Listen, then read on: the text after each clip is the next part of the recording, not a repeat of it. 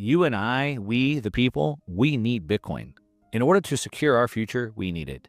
But the same is for businesses. Businesses also should have savings at Treasury, and they also need to put that into Bitcoin to push that value into the future, as do corporations and as do governments. Governments also have savings, and they also need to preserve that. But as much as the corporations and the governments need Bitcoin, Bitcoin doesn't need them.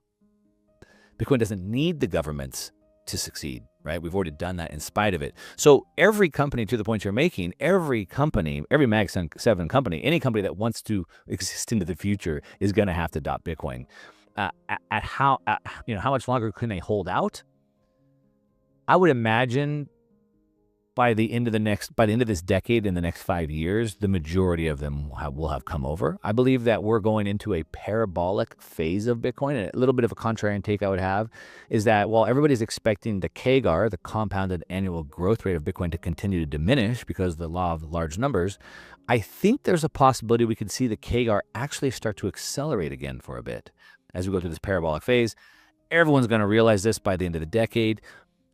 We haven't jumped into the macro side, but if you look at what Elon Musk said when he left the government, when he left Doge, if you look at the pivot that Scott Bessent, the Treasury Secretary, has made, Trump has said, it's now, there's no cutting, there's no austerity coming, it is only grow our way out. That means let inflation rip. So we'll see two things happen. We'll see inflation rip and Bitcoin rip at the same time, and every Mag 7 is going to see this and come around. Mark, you did an incredible presentation at Bitcoin MENA, and you're basically saying that we're heading into a new revolution. You called it the sixth revolution. And I saw that presentation at least 2 or 3 times. I found it fascinating. And I think the reason I found it fascinating is because I feel it. I feel it. I think we all feel it. I think we all feel how the internet has fundamentally changed how we communicate, how we're transacting. And I don't think I've ever been as hopeful for the future as humanity than I am now. Yeah, it's something that I've been talking about. I think it's been about 5 years now. I've always been big into cycles. And the reason why I like cycles is because, it's sort of like understanding the past, understanding history sort of helps us understand the future. And that's sort of what cycles do for us. And so it's like, if I touch the hot stove and burn myself once, if I touch something hot, I probably burn myself again. And human nature is sort of the same, no matter how much technology changes things.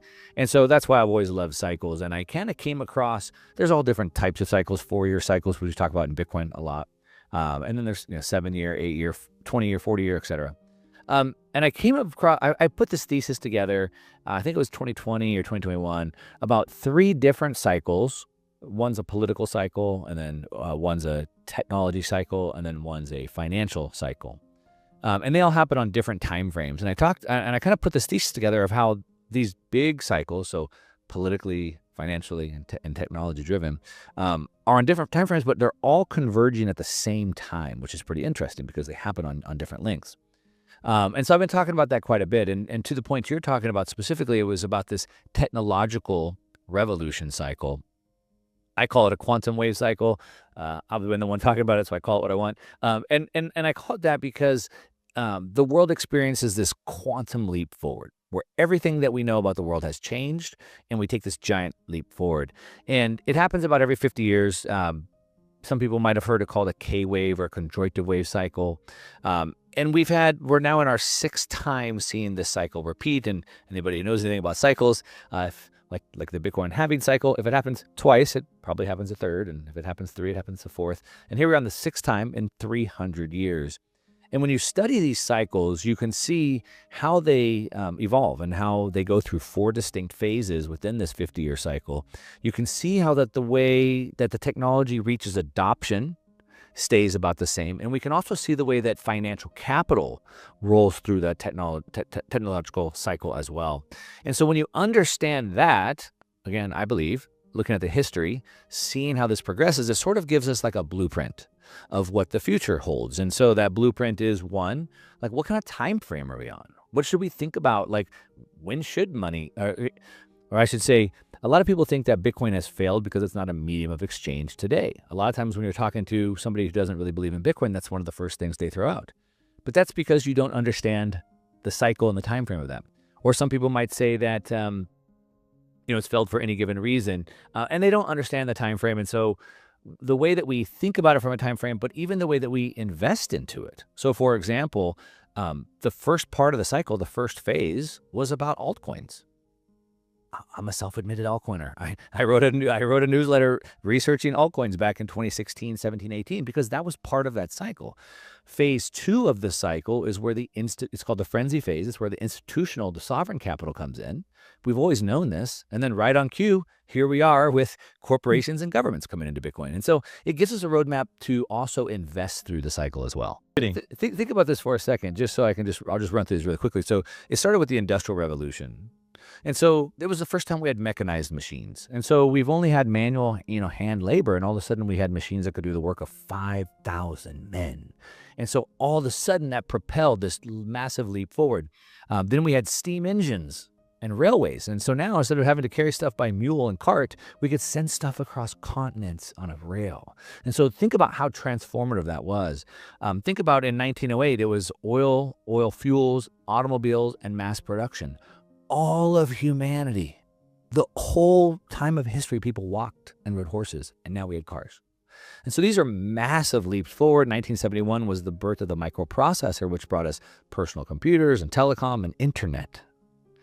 And now we have today. I want to talk about the opportunity aspect of it, because you did mention that this happens every 300 years or so. And we're in the midst of that. And that obviously means that there's a tremendous amount of opportunity for individuals to benefit financially from this quantum leap, so to speak. Yep. So what are you looking at, Mark? Couple things. So number one, in these 50-year cycles, not only is it transformative technology that literally quantum leaps the entire world forward, but it's also the only place to build wealth.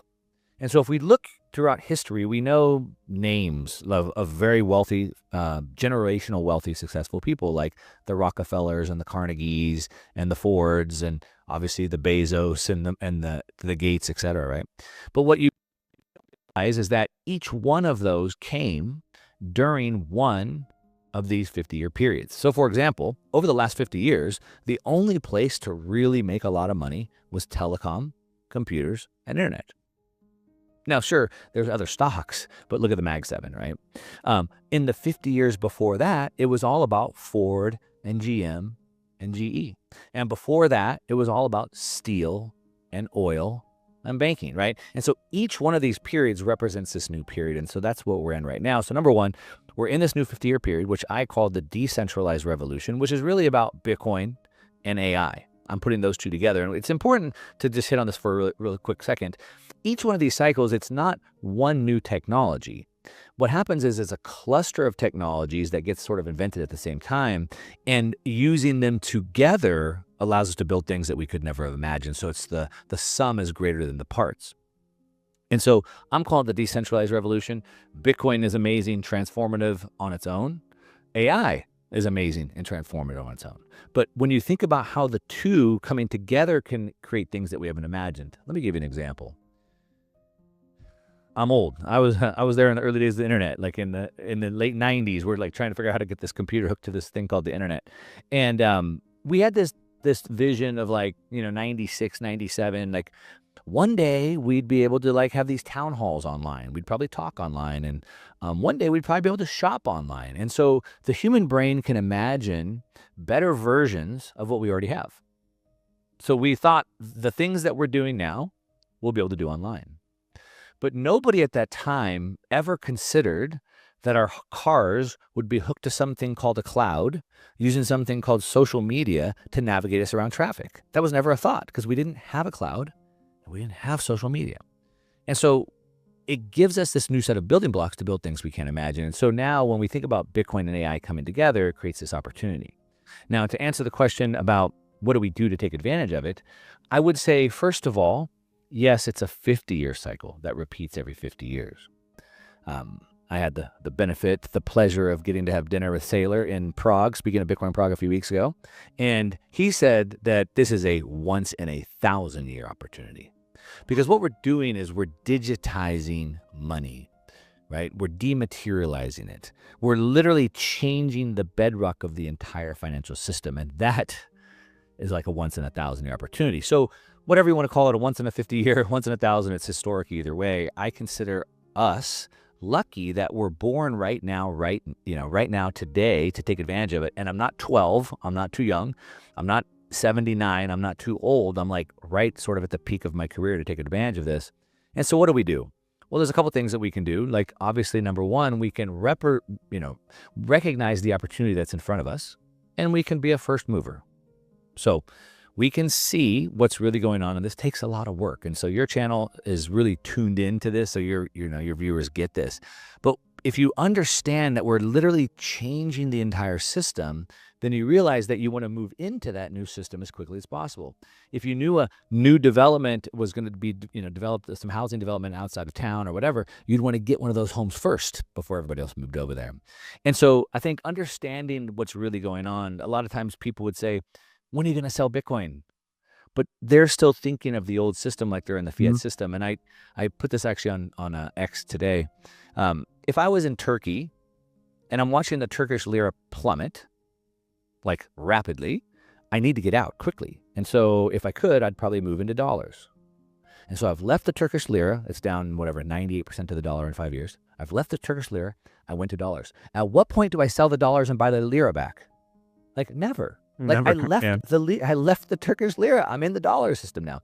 And I think we have to understand it like that. Like we're leaving the dollar system and we're moving to Bitcoin. There is no point that we sell and go back. So number one, recognize the opportunity and be that first mover advantage.